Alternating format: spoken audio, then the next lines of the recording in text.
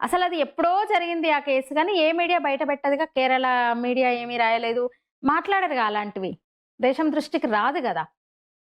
SIT arrest చేసి SIT దర్యాప్తు నుంచి బయటకొచ్చిందనమాట ఆ విషయం.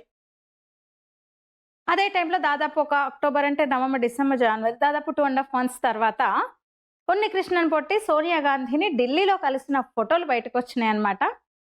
సోనియా మెడలో ఒక దారం వేస్తున్నారు. ఏమంటారు? ఒక రక్ష అనొచ్చా? ఒక పవిత్ర దారం మన చేతులకు, మెడలో ధరిస్తాం గదా! అది వేస్తున్నాడన్నమాట అతనికి. సోనియా గాంధీకి వేస్తున్నాడన్నమాట. అది 2019లో అది జరిగిందని జెప్తున్నారు. ఎంపీ గూడా కాంగ్రెస్ ఎంపీ అదూర్ ప్రకాష్ తను రెస్పాండ్ అయ్యాడు. ఎందుకంటే ఆ టైంలో తను గూడా ఉన్నాడన్నమాట. సోనియాని కలవడానికి అపాయింట్‌మెంట్ తీసుకున్నాడు తను. నన్ను తోడుగా రమ్మంటే నేను వెళ్ళాను. నేనేం అరేంజ్ చేయలేదు సోనియాతో అపాయింట్‌మెంట్. అంటే అదేమి నేను అరేంజ్ చేయలేదు. నేను మాట్లాడలేదు. సోనియా గాంధీతో టైం ఇప్పించింది నేను గాదు. అతనే అపాయింట్‌మెంట్ తీసుకున్నాడు. తోడుగా రమ్మంటే నేను వెళ్ళాను. అప్పుడు ఈ నేరం గురించి నాకు తెలీదు. శబరిమల ఆలయంలో ఈ బంగారం చోరీ గురించి నాకు తెలీదని చెప్పాడన్నమాట.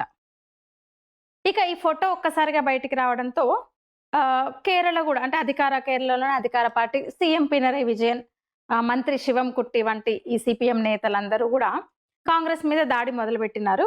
అసలు సోనియాను గూడా విచారించాలి, దర్యాప్తులోకి ఆమెను గూడా తీసుకోవాలి అని వీళ్ళు డిమాండ్ చేస్తున్నారన్నమాట.